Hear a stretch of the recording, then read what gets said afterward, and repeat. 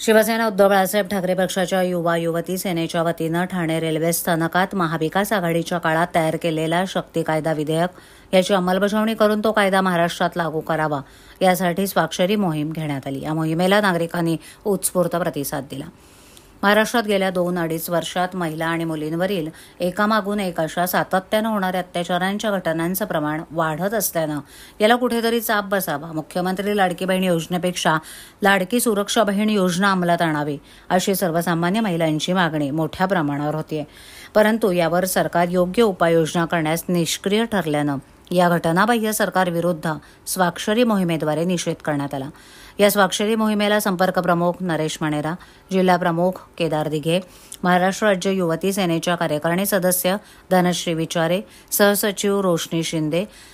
विभाग प्रमुख प्रकाश पायरे, राजेंद्र महाडेक, संजय कुलकर्णी, अपर्णा भोईर, रसिका सुभेदार, वीणा डेवाडे इत्यादी कार्यकर्ते आणि पदाधिकारी मोठ्या संख्येने उपस्थित